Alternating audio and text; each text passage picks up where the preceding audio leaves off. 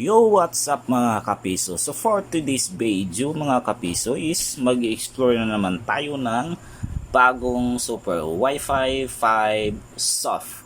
So ayan po ang ating piso Wi-Fi at siyempre ang gagawin natin ngayon is gagawa po tayo ng PPPoE. Ayan, gamit ang Tinda F6. Ayan po ang kanyang lalagyan. So bago po yan, Tinda F6. Ito yung i-deploy natin sa ating customers. Bali, pasilip ko lang sa inyo, itong CF-in-1 na gamit ko po ngayon, naka-VLAN na po siya. OPNWRT VLAN. Ayan. So, ang connection niya is, ayan. So, ang LAN 1 is yung sa Orange PI natin or ano bang board na gamit natin. At saka yung LAN 2, 3, and 4, ito yung magiging access point natin. So, ang ginawa ko is itong LAN 1, LAN 2, ayan, papuntang F6. So, gagawa po tayo ng account, ng PPPoE account at tingnan natin guys kung gagana ba sa Wi-Fi 5 soft. Okay?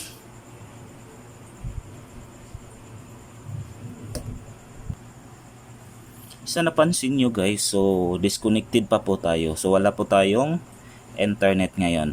Ayan, so nakakonect nga pala tayo sa IIP's Wi-Fi. Ito yung sa CF-in-1 na ginagawa nating OPNWRT. So no internet po siya.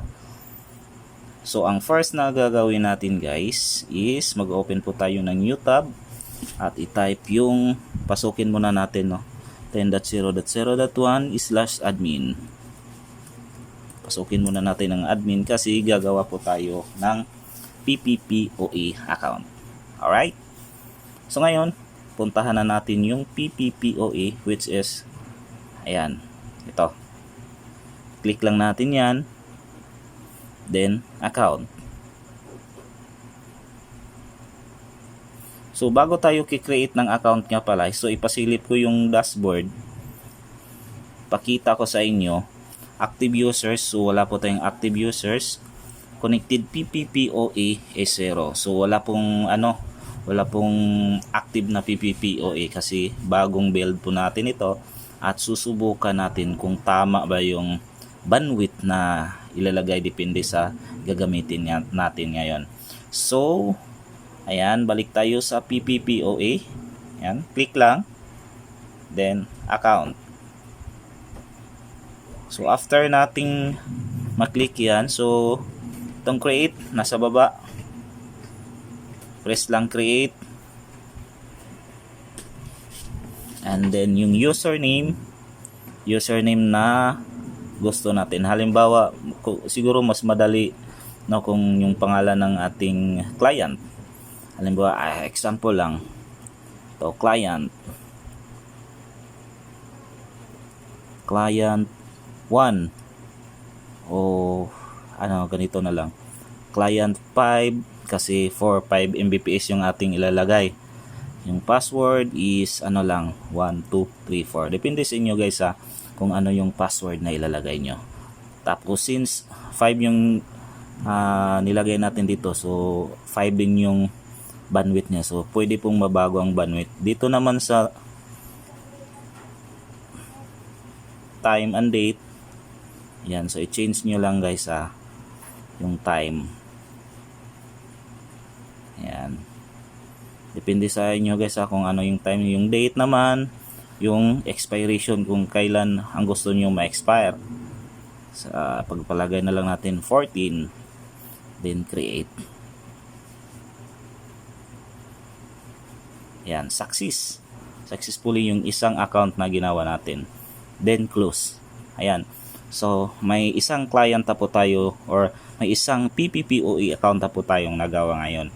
So, bali dalawa ang ating gagawin, isang 5 Mbps at isang 10 Mbps. So, ngayon is gagawa na naman tayo ng isa pa. So, client, pindutin nyo guys kung ano yung gusto nyong name. Client, so since 10 Mbps, 10 na lang ang ilagay ko para hindi tayo malito. Tapos yung password is 1, 2, 3, 4. Depende sa inyo guys kung ano yung password na ilalagay nyo. Dito naman change natin ito into 10 Mbps. At sa kabila, try natin ng 10 Mbps. Ayan. So sa date, ayan, sa day 14 pa rin, 1D lang. Then create. Yan. So ganun lang kasimple ang pag-create ng PPPoE account. Pero hindi pa yan connected guys ha, kasi i-encode pa natin yan sa ating, ilagay pa yan sa ating Tenda F6.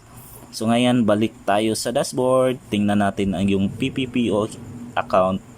Ayan, so 0 pa, wala pang connected. So ngayon ang gagawin natin guys, since para sa ating Tenda F6, so mag-i-input po tayo ng PPPoE account na ginawa natin kanina lang. So ang gagawin natin ngayon is simply connect muna tayo sa ating Tenda. Ayan. Ito yung ginawa natin na Tenda. Ito yung Tenda. Ayan. So connect lang. May password na yan guys. Naglo-loading na siya guys kasi nadi-disconnect na po tayo sa IIP, so Wi-Fi. Ayan. So, hindi na yung ma-access yung admin. So hintayin lang natin guys na maka-connect po tayo sa ating Tenda. And then i-input natin yung ating ginagawang client. Yung ayan. So connected na po tayo sa ating Tenda but no internet. Kasi ayan, kailangan natin ng pasukin muna natin yung ating Tenda. 192.168.0.1 0.1. Ito yung admin ng ating IP address ng ating Tenda F6. Enter lang. Ayan.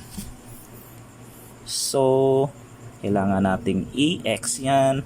Tapos, go to internet settings. Internet settings at saka PPPoE. So, ngayon, ilagay natin itong unang ginawa natin na PPPoE account na ano yun? Client 5 para sa ating 5 Mbps. Tapos yung password is 1234. Alright. So pag enter natin guys, ayan, so nag-save pa siya. Save successfully. Ayan, so connected na po tayo guys. Connected and you can access the internet. So sa ating ginawa kanina, 5 Mbps yun, right?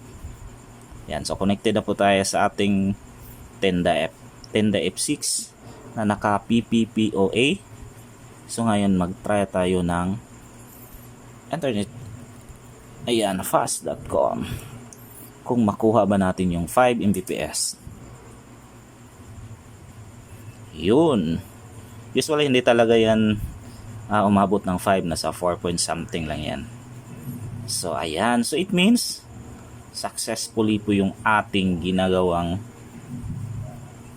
PPPoE na account para sa ating Wi-Fi 5 soft. So ngayon, since okay na po siya sa ating internet speed, so puntahan naman natin yung IIP sa Wi-Fi para silipin naman natin kung may nakapasok na ba talaga na PPPoE na client.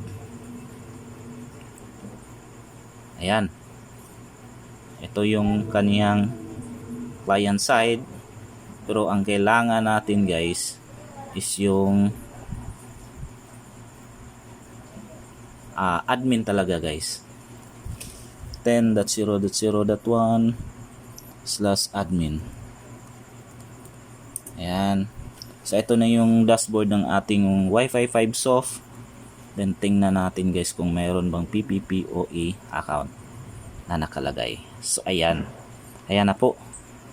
PPPoE account, may isa nang kakonect at ito yung client 5, which is yung limit niya is 5 Mbps, 5 Mbps. Diba? Napaka-simple guys. And hopefully, it can help you guys. Pasilip ko lang sa inyo at napakalupit ng ating Wi-Fi 5 soft. Dati po ako sa ibang software pero ngayon, lumipat na. Ayan. So, sana is nagustuhan niyo ang video na ito and of course, don't forget to subscribe. Ayan, PPPoE account. Thank you!